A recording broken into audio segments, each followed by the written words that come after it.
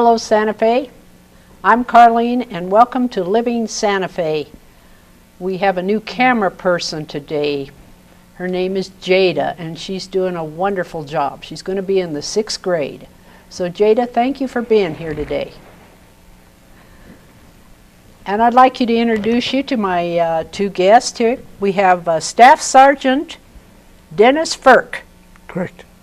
Thank you. And Gil Martinez from Santa Fe. Good morning. This is an interesting story, Santa Fe. You know, there are two crimes that are just not right. Number one is abuse to a child. Number two, abuse to the elderly. And this is what happened to Sergeant Ferk. He's a World War II hero, was in Guadalcanal. Is that correct? That's correct. What kind of medals do you have, Sergeant? Well, I can't name them all. Well, give me the biggies. Yeah. Well, the biggies would be the Purple Hearts. Okay. And then we have medals that for each of the areas that we were in. And I can't remember them all. Yeah. No. Well, I know you have a lot of medals on your chest there. Gil, can you come on to that a little bit? Aside from his 3 Purple Hearts, he has 2 Bronze Stars and 2 Presidential Citations. Very highly decorated veteran. That's pretty impressive. Thank you. And you go through all these years. You are now 95 years old. Correct. Your wife died? Yes. Okay. How long were you married? Oh, how long? I believe over 46 years. Yeah, 46 years. Yeah. That's pretty good too. Yeah. So now you get to this age. You have 2 caregivers come in. Yes. And these 2 characters fleeced you for about $340,000. Yes. Am I correct? That's correct. Okay, let's go into this a little bit. Were you real ill at the time? Did you have any physical problems? Not really. Mm-hmm. Just age. Age. And I see. yeah. Well, you still seem to be pretty sharp. I try to be. That's great. You look sharp.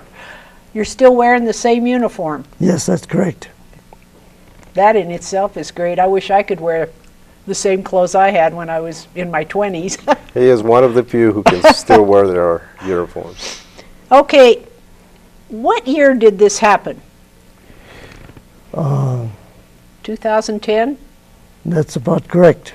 Is that correct? Yeah? It did. It started about 3 months after his wife passed away. Okay, Yeah. so you got in 2 caretakers, and then all of a sudden they were going to cut off your gas, Yes, and your bills were piling up. correct. You thought these were being handled by your caretakers. That's correct. Okay.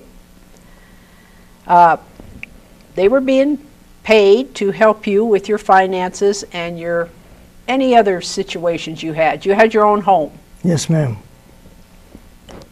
We actually had 2 living spaces on our property.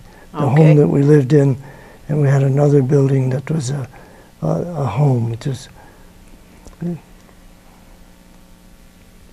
Okay.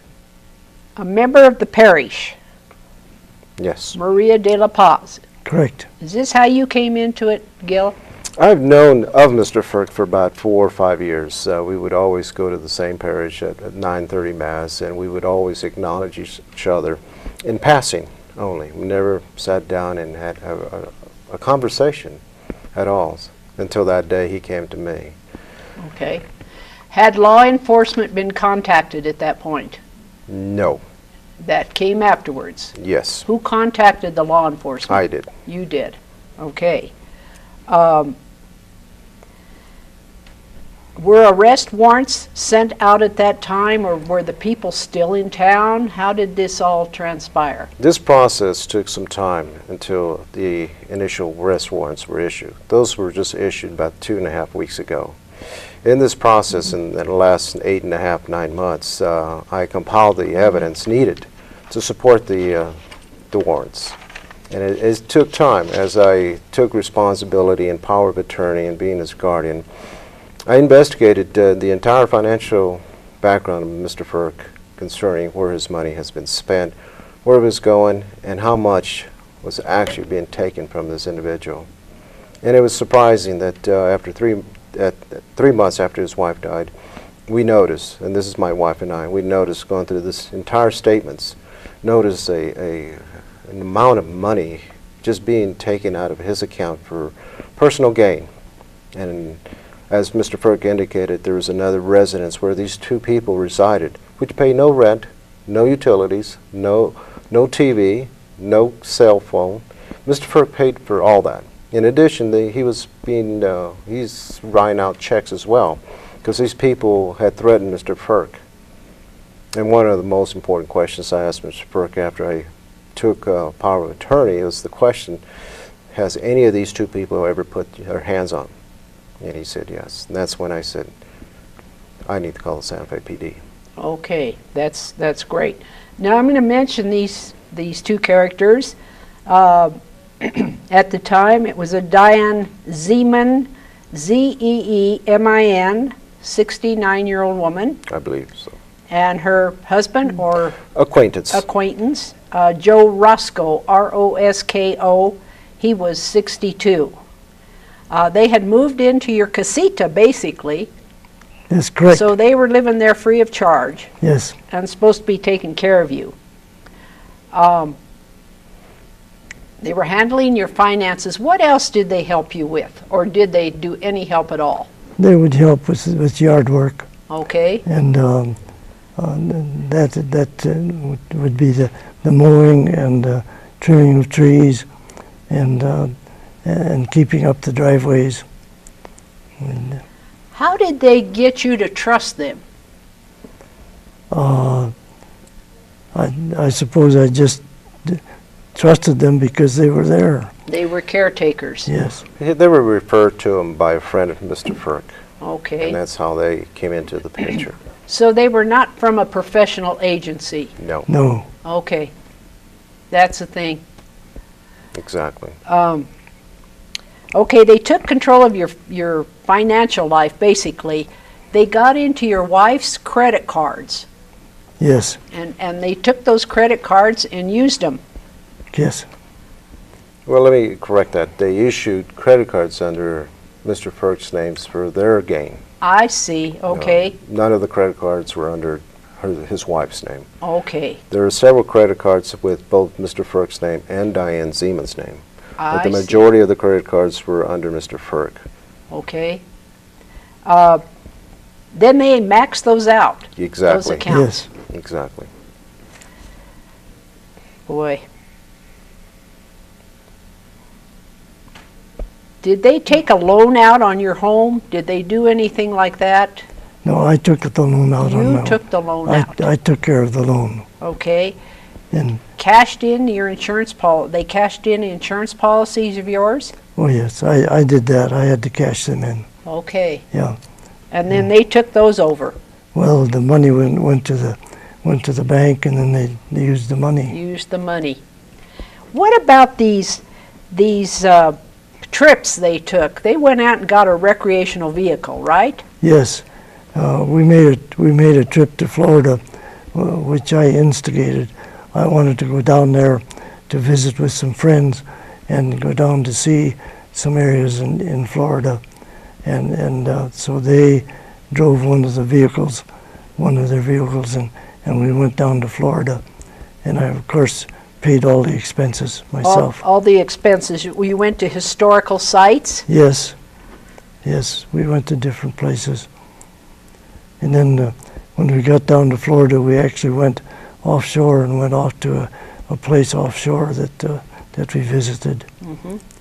Were you unaware of the money they were spending down there? Did they just willy-nilly spending your money? I didn't realize how much was being spent, of course. Okay. I didn't know. Of course, with a trip like that, it is expensive. How long have you lived in Santa Fe? I think it's 40 years, about 40 years. So you were well known around Santa Fe. I mean, you had made friends. And Oh, yes. Yes. tell me about this fear that you had of them. When did that start? They threatened you, put their hands on you a couple of times? Yeah, that's a few years ago. I started to get afraid of them because they were using so much of the money, and they were using credit cards, and then the vehicles that they had needed repairs, and in order to get the money for the repairs, I started cashing in insurance policies. Ah, I see. What astounded me, Carlene, was when I first initially took over, I went over the house to make sure Mr. Ferk was safe, and I noticed 2 RVs, 2 pickups, and a sedan. And turned to Mr. Ferk and says, where did these people get this money to buy all these? Of course, his answer, very simple, came from me. Yeah. Okay. Gil, how did Detective Van Etten get involved in this? Was he through the city police, or was he state police, or? He's a city police. I City first police. went in and filed a report with the office there on Valdez Industrial Park. Took the evidence I had, and it was transferred from there to Detective John Van Etten. Okay. Now, you had to file with the magistrate's court?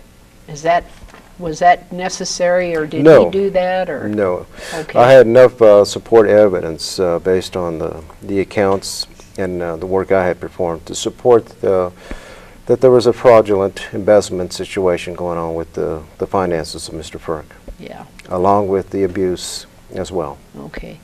Now, you worked with the Public Service Company of New Mexico, right? Yes. And you were also on the Chamber of Commerce? Yes, I was president and CEO of the Chamber of Commerce. So you also have a lot of contacts. I do. And that's what's very fortunate for me, and God bless me.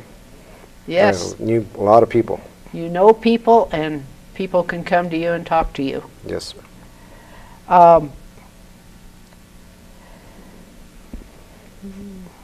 Contacting the Agency on Aging.